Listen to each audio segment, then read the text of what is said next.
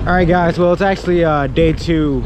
Yesterday we only kind of got the hood done and a few other things. Right now, anyway, because he said he had to do a review on this car anyway, so I'm gonna let him drive it for about an hour. Yeah, if you guys didn't know, David has this badass Lexus ISF. Not sure which year. It's a 2012, so second gen motor and all that cool stuff. Anything crazy going on with it? No, we're actually reverting it back to stock and selling it. So got a guy coming over to help me wrap the hood tomorrow and then finish it off, and hopefully she'll get sent off to a good home. Is it a Nardo gray? Is that what kind of wrap this is? No, Nardo gray is like lighter. This is like a charcoal, satin charcoal. Kind of get a quick little walk around of it real quick before I hop in. It's not every day you get to drive baller ass cars, but the homie was like, hey, you can drive it. I did say I wanted to do a review on it. I've been kicking around the idea of doing reviews on a couple of my friends' cars because a lot of them have some badass shit, and yeah, it'd be cool. I think you guys would like to see it. A lot of the St. Louis guys have some things that you guys may not have seen. So anyway, we're gonna hop in the car and get moving. All right, first of all, inside the interior, the seats are ridiculously comfy. Before he had some OMP like race bucket seats, and they were aggressive. Some of the best seats that I've ever sat in though in terms of bucket seats, but this car with the stock seats, it just screams luxury. Look at the steering wheel. This thing's hot. Yeah, I got that custom made by a guy out in It's real carbon? Yeah, it's real carbon. It's sketchy, but the dude's from Taiwan and he only works on Lexus stuff, and like I watched his website and I was like, dude, it's so sketchy. All like the prices were in Taiwanese or in like whatever they use currency they use over there. No offense to anybody, right? But like when it shipped, I was like, oh well, I probably just wasted $1,000. It came and like it has a legit F badge. Facts. It had the stitching. I got to color code the stitching however I wanted. I got to do Alcantara if I wanted here. Carbon here. I could have done leather if I wanted to. All the buttons, all the placement of the buttons and everything. The and they all still work. Oh, and it's paddles. Do the paddles rotate with the wheel? Yes. Yeah. Okay. So I have this thing about driving cars with paddles. I hate the paddles that remain stationary. Like when the wheel moves, the paddles don't move with the wheel.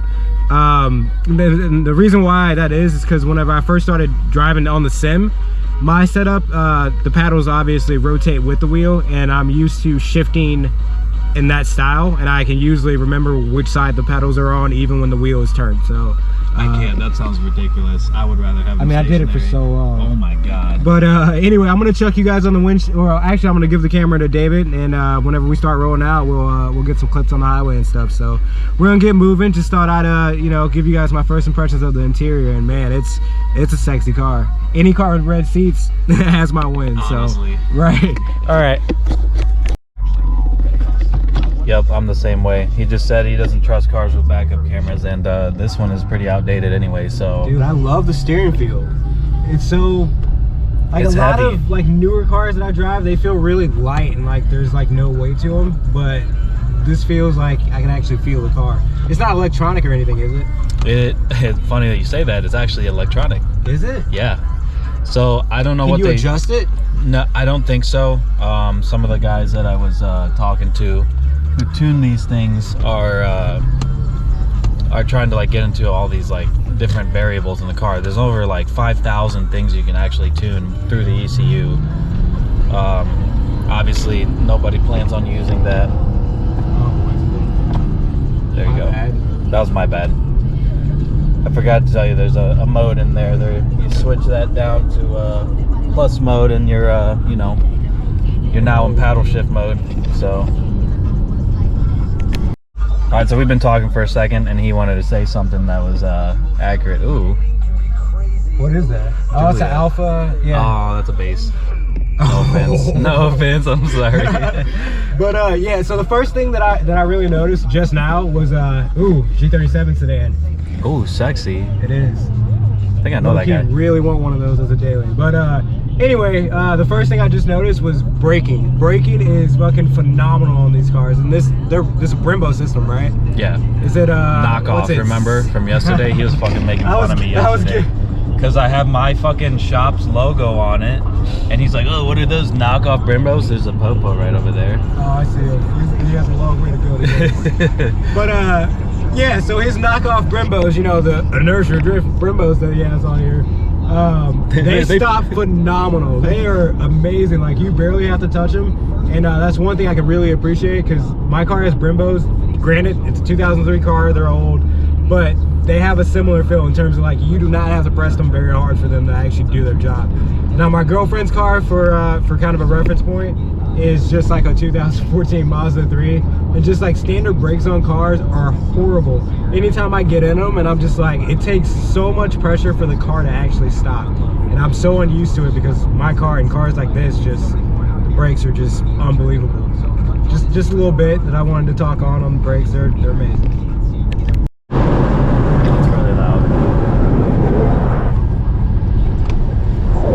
There we go. All right, we're gonna do a little pull here. Drew's already planning on it. Sport mode right there.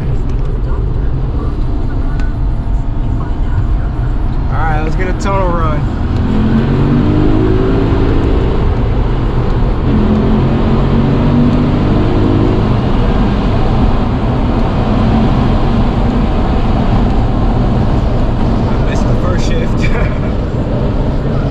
It sounds so good though.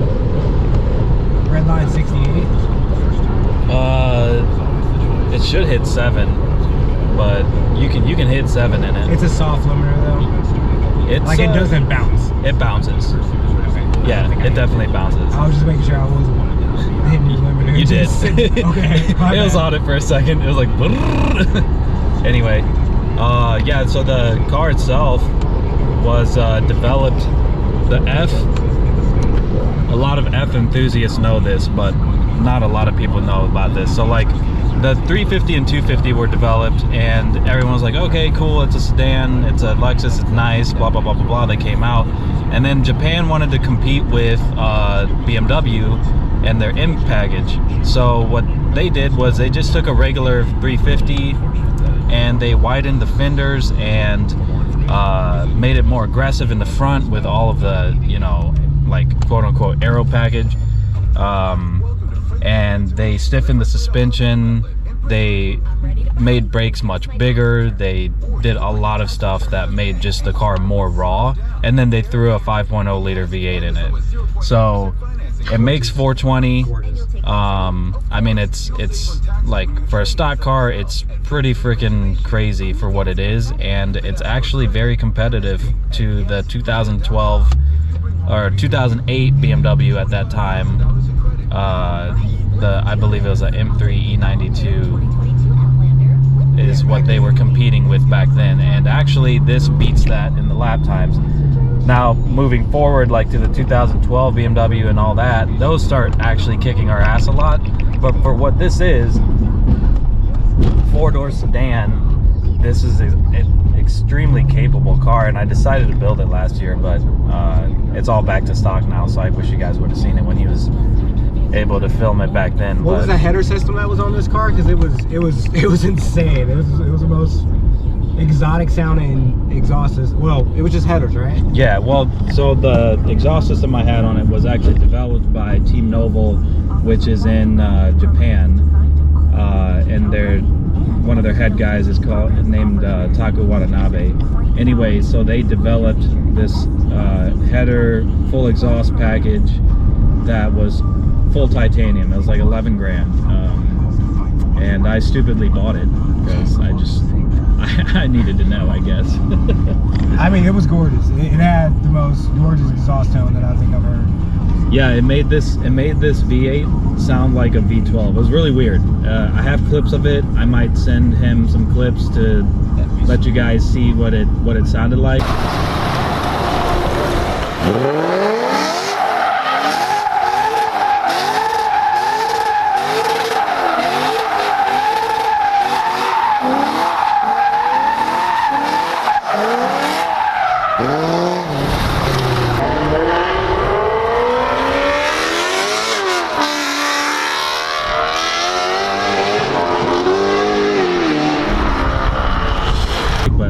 I drifted it. I like did motorsport shit with this car, and like on the forums people were living vicariously through me, and then people were like bashing me too. So I had haters and I had lovers for sure. Because it's a super.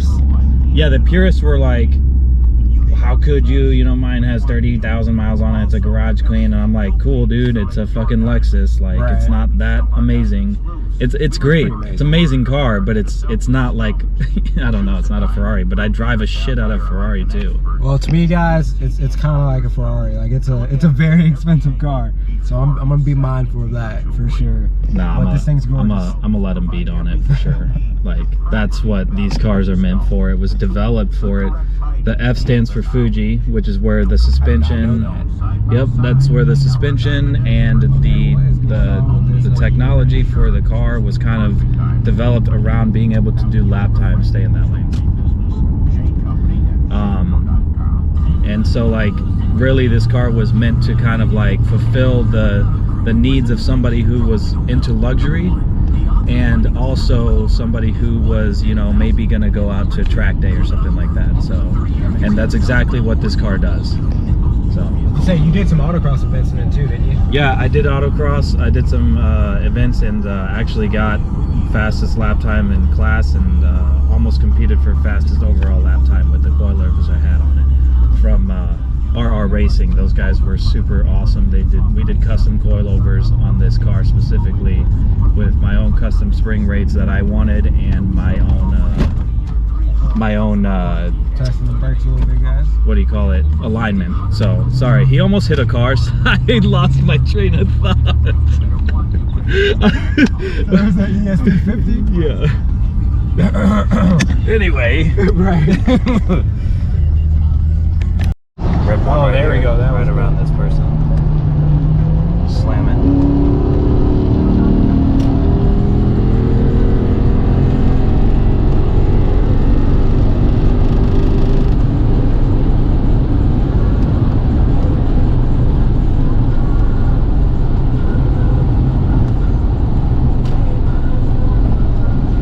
Man, that V8's so smooth, dude.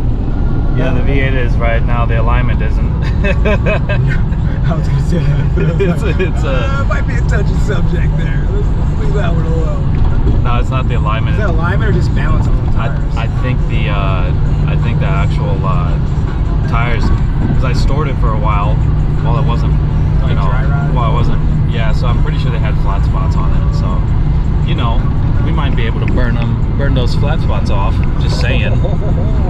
You know what I mean? It's solid though.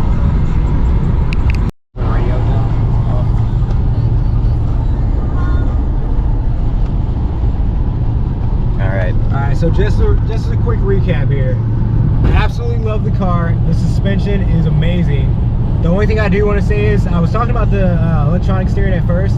I did like how stiff it felt, but there's also this weird, just kind of video gamey feel to it that you know, I'm still trying to figure out.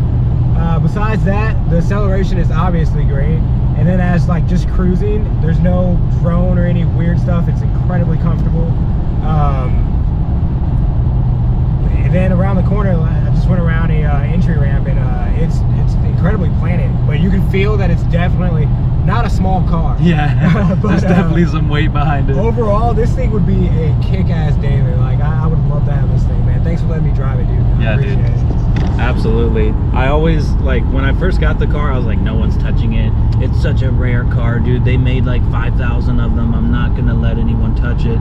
And then, like, as I've gotten more comfortable with my friends, I'm like, dude, like, especially when you go on YouTube and you see like your buddies with $1 million fucking McLarens and stuff. I don't know if you're monetized, but anyway, yeah. With $1 million McLarens and being like, yeah, bud, go drive my car, and like whatever happens, we'll just take care of it, you know. But I'm not like rich, but if those guys are willing to let their buddies drive their, like, you know, twin turbo Gallardos and stuff like that, then I'm pretty sure I can let my friends who drift and have been driving longer than me drive my fucking 380 horsepower car. Like, that's it's not that scary. And also, I mean, as long as your friend is respectful, I mean, like, I respect the car, I respect David, I know that this is not a cheap car, so I'm not gonna do anything that makes me feel uncomfortable or put the car in any unnecessary danger. So like, I'm obviously doing pulls and everything, but I'm not gonna do anything that will put this car at risk. So, as long as you can trust the guy in terms of that, and you know he has some kind of I don't know, common sense, if you will, because some people don't. Yeah, a lot of people lost privileges on this car because one person did something really dumb in my car. So, but at the end of the day, this car is fantastic. Once again, I really appreciate it. We're gonna go ahead and end the video there. Next thing you probably will see is just me going back at wrapping the car again. So yeah, thanks for kicking it with us, and I hope you guys enjoyed the car. Hopefully we put in a clip of the old exhaust system, because the sound was just, if I could do it, there we go. Yeah, just really good. But all right, guys, later.